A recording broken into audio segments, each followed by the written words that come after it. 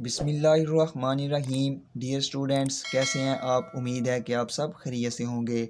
Dear students, मैं आज आपको 9th क्लास की मैथ जिसकी एक्सरसाइज 1.6 का क्वेश्चन नंबर 1 का 5 पार्ट करवाने जा रहा हूं।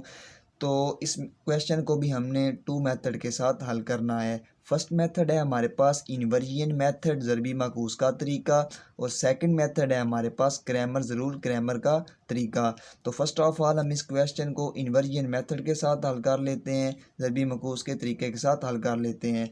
ये जो हमारे पास एक्स के कोएफिशिएंट दिए हुए हैं 3 और -6, तो यहाँ पे लिख लेंगे 3 और -6। इसके बाद ये जो y के कोएफिशिएंट दिए हुए हैं -2 और +4, तो यहाँ पे आ जाएगा -2 और +4, और साइड पे क्या लगा लेंगे हम, स्क्वायर ब्रैकेट्स। फिर आपने x और y को कॉलम की शक्ल में लिखना है। यहाँ पे आ जाएगा x और y, और साइड पे हम क्या लगा लेंगे, स्क्वायर ब्रैकेट्स।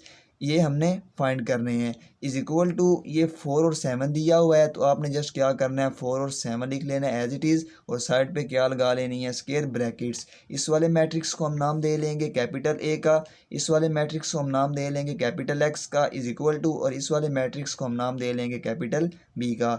ये ए लेफ्ट साइड पे है, तो इसको उठा के हम राइट साइड पे लेके आएंगे, तो capital X is equal to आ जाएगा ए इनवर्स बी। तो फर्स्ट ऑफ ऑल हम यहाँ पे लिख लेंगे ए इनवर्स। तो ए इनवर्स का हमारे पास फार्मूला होता है 1/a का डिटर्मिनेंट एडजॉइंट ऑफ ए।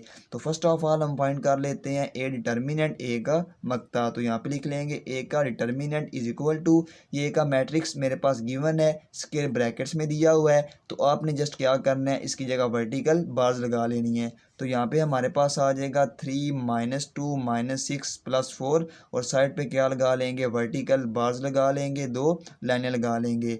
तो डिटर्मिनेंट को ओपन करने का हमारे पास रूल ये है कि आपने फर्स्ट डायगोनल को मल्टीप्लाई करना है, इसके बाद आपने सेकंड डायगोनल को मल्टीप्लाई करना है। तो ये फर्स्ट डायगोनल है 3 और 4, तो यहाँ पे आ जाएगा 3 × 4। ये सेकंड डायगोनल है -6 और -2, यहाँ पे आ जाएगा -6 × -2, और सेंटर में हम साइन लगाएंगे माइनस का। ये इस डिटर्मिनेंट को ओपन करने का हमारे पास रूल है। 3 4 बार आ जाएगा 12, minus minus plus, plus minus minus, 6 2 बार 12, तो 12 में से 12 निकालेंगे तो हमारे पास आ जाएगा 0। तो ए का डिटर्मिनेंट मेरे पास इक्वल आ गया है 0 के। ये हमारे पास सिंगुलर मैट्रिक्स आ गया है। तो डियर स्टूडेंट्स, जिस क्वेश्चन का भी हमारे पास डिटर्मिनेंट 0 के इक्वल आ जाए, तो हम लिख देंगे नॉट पॉसिबल, हल मुमकिन नहीं है। इसकी रीज़न ये है कि अगर आप इस ए डिटर्मिनेंट का जो आंसर आया 0 यहाँ पे पुट कर देंगे, तो 1/0 हमारे पास होता है इन्फिनिटी के इक्वल। तो जस्ट आपने क्या लिख देना है, नॉट पॉसिबल, हल मुमकिन नहीं है। तो अब इस क्वेश्चन को हम सेकंड मेथड के साथ हल कर लेते हैं, क्रैमर्स रूल, क्रैमर का तरीका।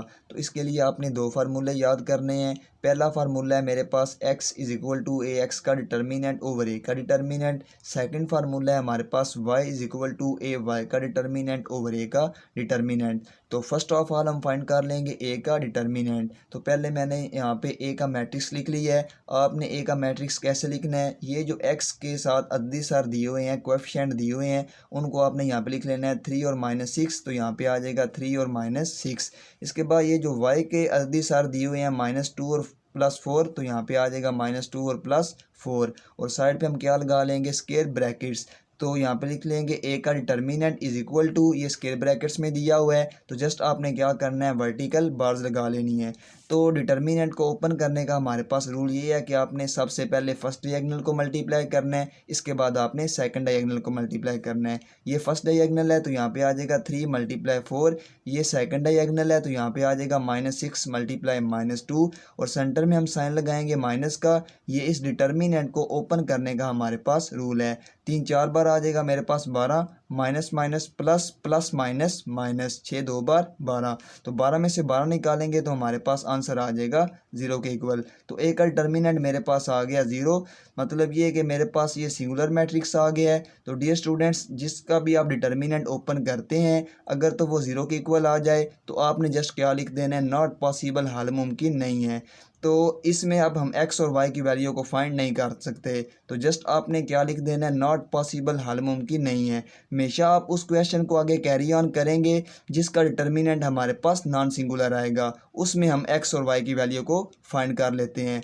लेकिन इसमें अब हमारे पास ए का डिटर्मिनेंट 0 के इक्वल आ गया है, तो जस्ट आपने क्या लिख देना है, नॉट पॉसिबल, हल मुमकिन नहीं है। तो डियर स्टूडेंट्स, अगर आपको मेरे इस लेक्चर की समझ आई है तो आप मेरे चैनल को सब्सक्राइब करें, लाइक करें और वीडियो को ज़्यादा से ज़्यादा अपने फ्रेंड्स के साथ शेयर करें ताकि मेरी हर आने वाली वीडियो आप तक बआसानी पहुंच सके।